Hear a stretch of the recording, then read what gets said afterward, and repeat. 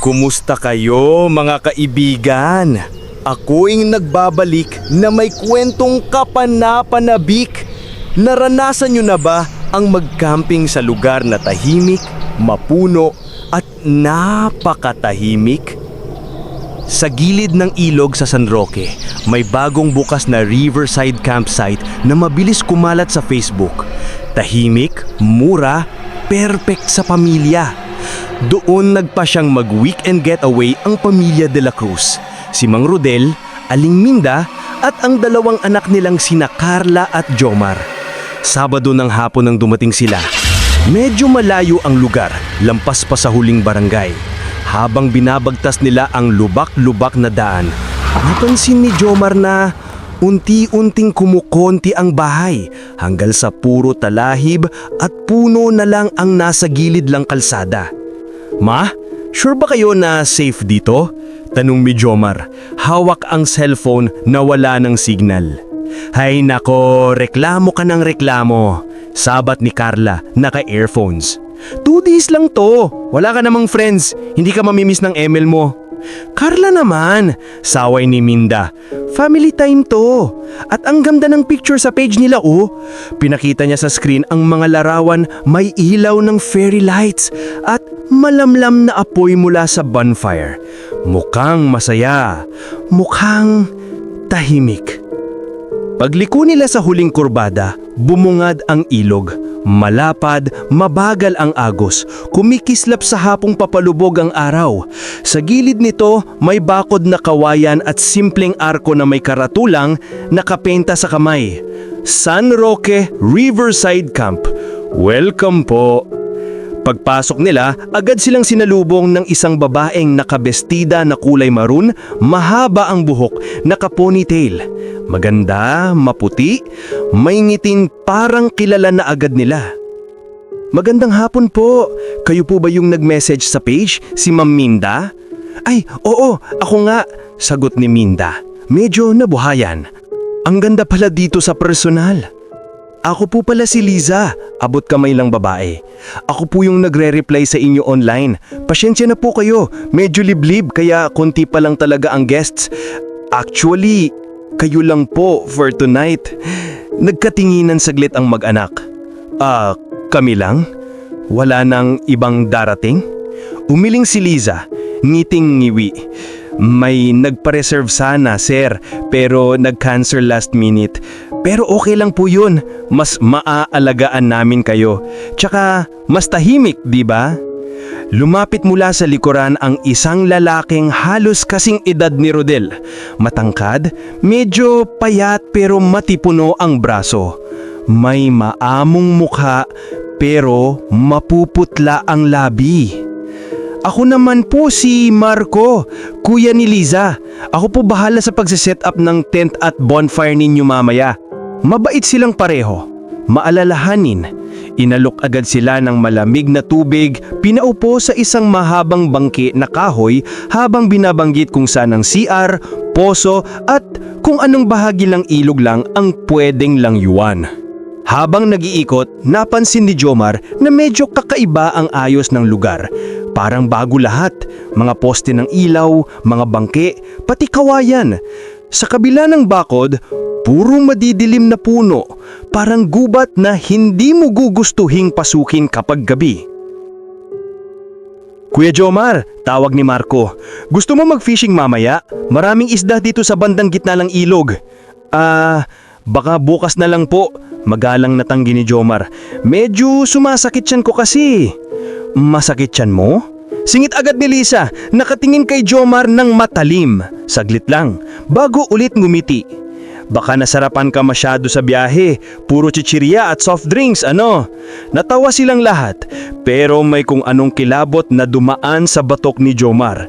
Hindi naman niya nabanggit na may tinatagi nga siyang pagkikirot sa tiyan simula pa kaninang umaga.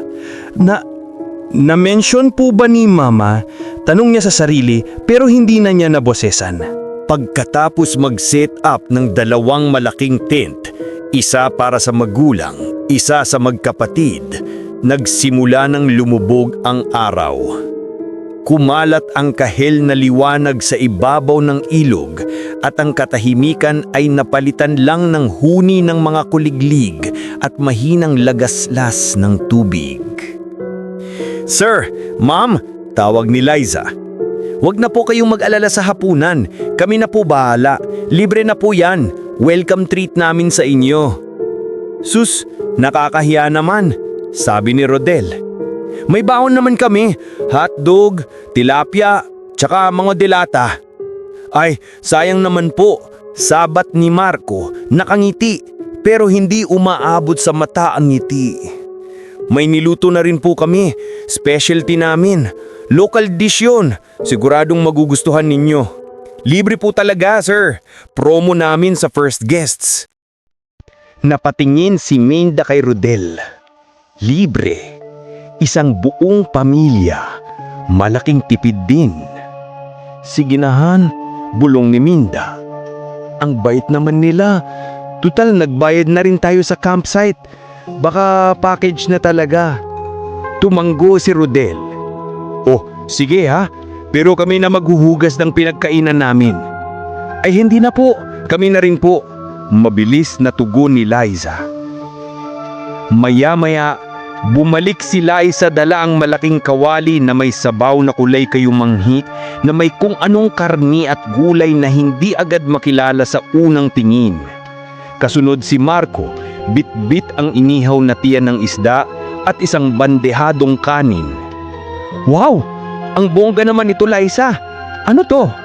"Sinigang na baboy, ma'am. Pero local breed, mas malasa.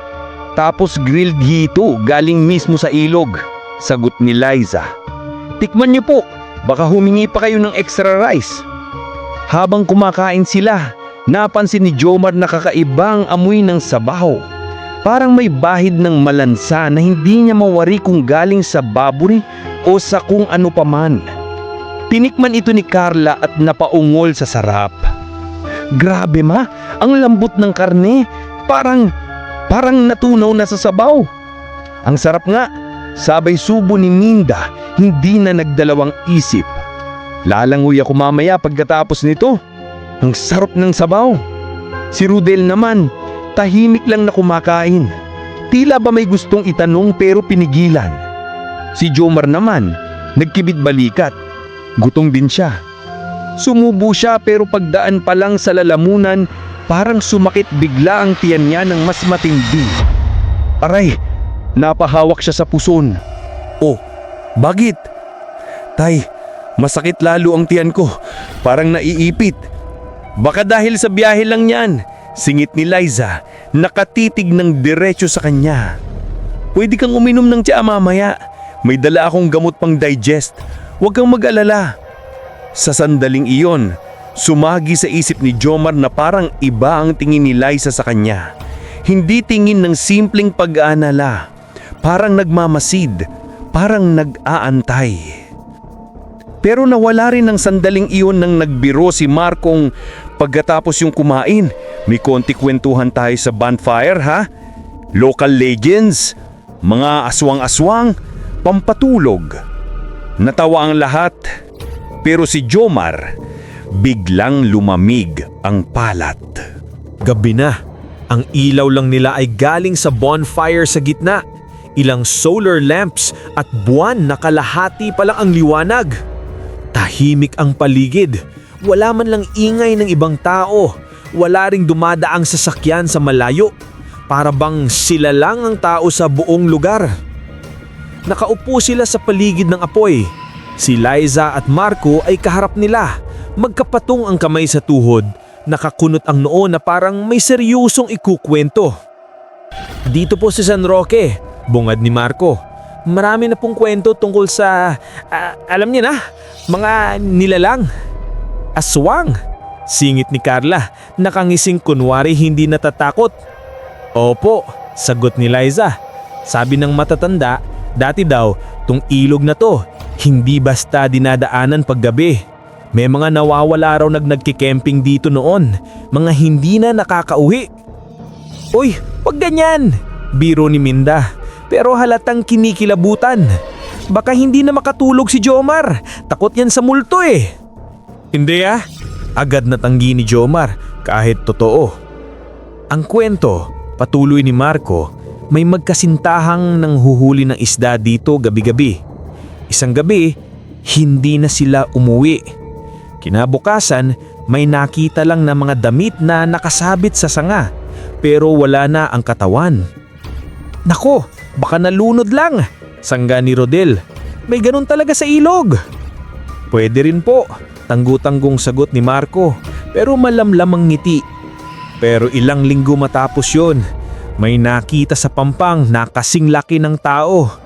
Puno ng buhok, pilas-pilas ang balat, parang niluto ang loob. Wala nang laman ng tiyan, wala nang lamang loob. Sabi ng mga nakakita, parang tinuka-tuka daw ng malalaking ibon. Okay na, Marco. Okay na, Marco. Biglang singit ni Liza, may pigil sa boses. Tsaka si Jomar, mukhang hindi na rin okay ang pakiramdam. Pero tumatawa lang si Carla kahit medyo nanginginig. Uy kuya, kapag may marinig kang flap-flap mamaya, yun na yun ha, huwag kang sisigaw. Tigil-tigilan mo nga ako. Iritadong sabi ni Jomar. Mas lalo lang sumakit ang tiyan niya. Para bang may gumagapang sa loob, umiikot, kumakalam kahit busog na busog siya. Namlamig ang pawis niya. Medyo nahihilo na rin. Napansin ito ni Minda. Anak, pumasok ka na nga sa tent. Matulog ka na. Kami na dito. Huwag mo nang hindi niyang titinanan ni Liza. Bukas ka na iinom ng gamot. Tumuyo si Jomar ng dahan-dahan. Halos marinig niya ang sarili niyang paghinga. Sige po ma. Dumaan siya sa tabi ni Liza. At sa sandaling iyon, sumagi sa ilong niya ang mahinang amoy na parang dugo na natuyo sa araw. Napalingon siya, pero nakangiti lang si Liza. Matulog ka na ha. Bukas, mas gaganda pa pakiramdam mo. Hindi sumagot si Jomar. Pumasok siya sa tent, humiga, yumakap sa unan. Sa labas, rinig niya ang tawanan nila, ang tilamsik ng kaho sa apoy at ang malumanay na boses ni Marco na nagkukwento pa ng kung ano-ano. Makalipas ang hindi niya alam kung ilang minuto o oras, nagising si Jomar sa matinding kirot. Parang pinipiga ang loob ng tiyan niya. Nabao po siya, pawis na pawis, naninginig. Tahimik na. Wala na siyang naririnig na tawanan. Wala na ring boses ng mga magulang niya, ni Carla, ni Liza o Marco. Tanging huni na lang ng kuliglig at mahinang agos ng ilog. Ma, tawag niya, mahina. Pa, Carla! Walang sumagot. Umulos ang kaba sa dibdib niya. Dahan-dahan niyang binuksan ang zipper ng tent. Sumilip siya. Patay na ang bonfire. Tanging baga na lang na mahinang namumula. Wala siyang nakitang tao sa paligid. Wala ang magulang niya. Wala sa tabi ng apoy. Wala si Liza o Marco. Pero napansin niyang bukas at magulo ang tent ng magulang nila. Parang may pumilit na pumasok o lumabas doon. May bakas ng putik sa paligid. May nahulog na tsinelas ni Minda na hindi kinuha. Ma, mas lakas na ang boses niya ngayon, nanginginig. Pa, Carla! Mula sa kabila ng mga puno, may narinig siyang mahinang ungol. Hindi niya agad matukoy kung tao ba o hayop.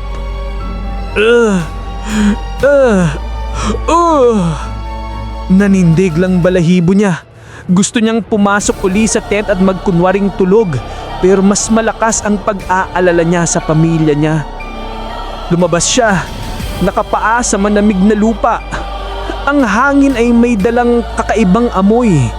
Malansa, parang paghalong lupa, dugo at bulok na karne. Dahan-dahan siyang lumapit sa madilim na bahagi ng campsite, papunta sa kinaroroonan ng CR at kusina. Bawat yabag parang tumatama sa dibdib niya. Sa likod ng isang malaking puno, may naaninagan siyang dalawang anino. Isang nakayuko, isang nakahiga sa lupa. Ma, halos hindi na lumabas ang boses niya. Ikaw ba yan? Biglang tumigil ang ungol. Tapos isang tunog na parang paghihigop ng buto ang narinig niya. Krak, ark, slurk. Sumilip siya sa pagitan ng dahon at doon niya nakita si Liza, nakaluhod sa may bandang tiyan ng isang taong hindi niya na makilala agad. Basag ang mukha, duguan, nakatihaya, bukas ang dibdib. Mula sa hiwa na yon, may hinihila siyang laman. Mainit-init, namumula, kumikislap sa ilalim ng buwan. Isinubo niya yun parang gutom na aso. Nginunguya ng mabagal, may lumalabas pang dugo sa gilid ng labi.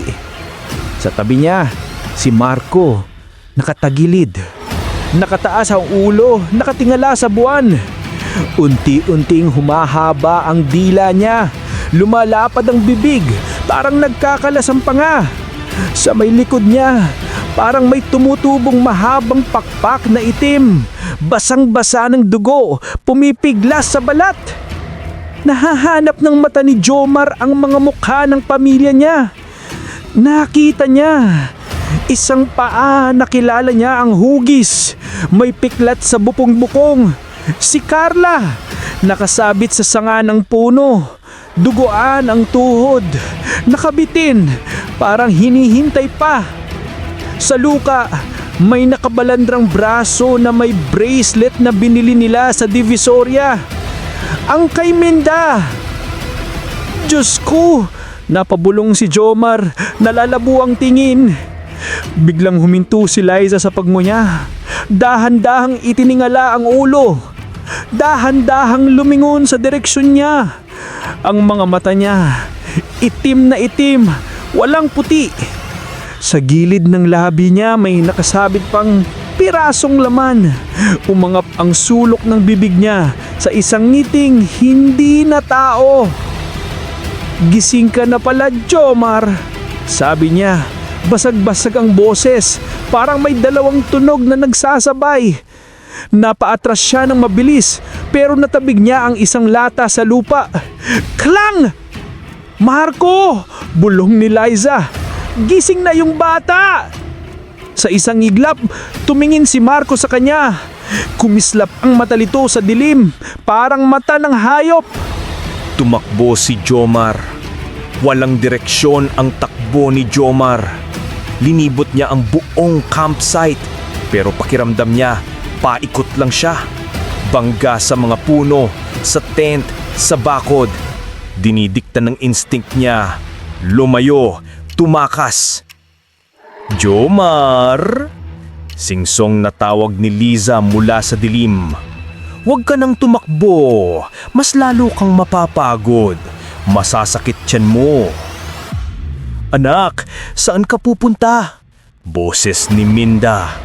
Pero alam ni Jomar, hindi na iyon totoong boses ng nanay niya. May halong tawa, may halong gutom. Nabunggo niya ang bakod at sa kabila nito ang ilog. Malamlam, tahimik, malamig. Sa taas ng ulo niya, may narinig siyang flap, flap, flap. Parang malalaking pakpak na umuuntog sa hangin. Tumingala siya at nakita si Marco, kalahating tao, kalahating ibon. Nakabuka ang malalaking pakpak na parang paniki, nakabitin sa hangin. Nakayuko sa kanya, nakatiim ang tingin. Nakalawit ang dila na mahaba, pumipilipit, parang gustong abutin ang mukha niya. Sa lupa sa likod niya, papalapit si Liza. Nakayuko ang likod, parang aso na naglalakad sa apat. Pero tuwid ang muka, nakangiti. Ang mga kuko sa kamay niya, mahahaba, matutulis, may kumikintab na dugo sa dulo. Wala ka nang pupuntahan, anak. Malumanay na sabi ni Liza. Kami na ang pamilya mo ngayon. Huwag ka nang matakot. Sandali lang to. Tapos, hindi ka na magugutom. Hindi ka na masasaktan. Umiiyak na si Jomar. Nasan sila, Ma, Pa, Karna? Kasama na namin sila. Sagot ni Marco mula sa itaas, paikot-ikot sa hangin. Hindi na sila nagdurusa. Hindi ba yon ang gusto mo? Wala nang away, wala nang problema sa pera, wala nang reklamo. Puro busog lang. Sumasakit pa rin ang tiyan niya, pero sa gitna ng sakit, may naisip siyang isa na lang ang paraan. Ang ilog. Bumaling siya sa malamig na tubig, humakbang paatras. Hindi siya marunong lumangoy ng maayos, pero naalala niya ang sinabi ni Marco kanina. Maraming isda sa gitna, malalim dyan. Kung malalim, pwede siyang dalhin ng agos. Kung hindi man, at least hindi nila siya makakain ng buhay. Huwag kang tatalon, Jomar! Babala ni Liza, pero hindi ito sumisigaw. Para lang pinapayuhan. Bibigat lang ang tiyan mo, baka hindi ka na umahon. Sorry po, bulong niya. Hindi niya alam kung kanino. Sa pamilya niya, sa sarili niya, sa Diyos. Tumalon siya. Sumalpok ang lamig ng ilog sa buong katawan niya, parang libong karayom. Nanginginig siya, sumisid ng konti, pero agad na umangat. Kumakampay ang dalawang braso, desperadong kumapit sa hangin. Sa ibabaw, narinig niya ang malakas na flop, splash! May bumagsak din sa tubig, baka si Marco, baka si Liza. Hindi na siya lumingon. Hinayaan niyang dalhin siya ng agos, humihinga sa pagitan ng alon, kumakampit lang sa direksyon na paibaba ng ilog. Jomar! Hiraw ni Liza, pero parang unti-unti lang lumalayo. Minsan sumasabit ang paa niya sa mga bato, sa ugat ng puno, sa lumot. Minsan, pakiramdam niya, may humihila sa paa niya paibaba. Pero sa bawat sandali, pinipilit niyang magpaangat, magpatangay. Kapag wala na siyang lakas, kakapit siya sa isang kahoy na lutang, hihinga ng malalim, tapos bibitaw uli. Hanggang sa hindi niya alam gaano katagal, napuno na ng dilim ang paningin niya. Sumuko ang katawan niya. Bumitaw ang kamay niya sa kahoy at hinayaan na lang niya ang sarili na anurin. Maliwanag na nang matagpuan siya ng dalawang mangingisda sa may bandang barangay Santa Elena. Ilang kilometro ang layo mula sa campsite. "Hoy, may bata!" Sigaw ng isa, agad lumuson. "Hoy! Hoy! Gising!" Hinila nila si Jomar papunta sa pampang. Maputla, nanginginig, may bahid ng dugo sa damit, pero humihinga.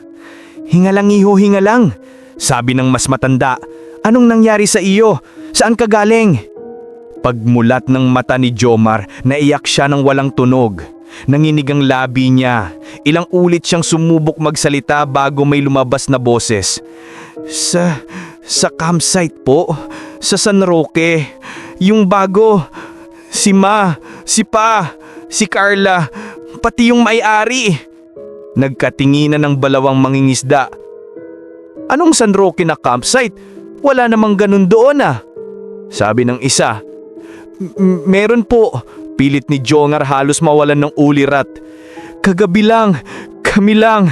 May Liza, si Marco, may tinurok po nilang pagkain sa amin tapos... At doon tuluyang bumigay ang luha niya. Nihakap niya ang sarili, nanginginig, unuubo-ubo. Dinala siya agad sa Barangay Health Center. Mabilis kumalat ang balita sa barangay hall. Isang batang inanod sa ilog. Kwento tungkol sa aswang, pagkawala ng pamilya. Bandang hapon, sama-sama ang ilang kalalakihan, mga tanod, pulis, mga mamingisda na nagdesisyong puntahan ang lugar na tinutukoy ni Jomar. Kasama nila siya, nakablangko ang muka, nakabalot ng kumot. "Sigurado ka ba iho dyan ang daan?" tanong ng kapitan. Tumanggo siya, kahit nanginginig. Alam niya ang kurbada ng kalsada. Ang huling bahay na nadaanan nila, ang karatulang San Roque Riverside Camp, welcome po.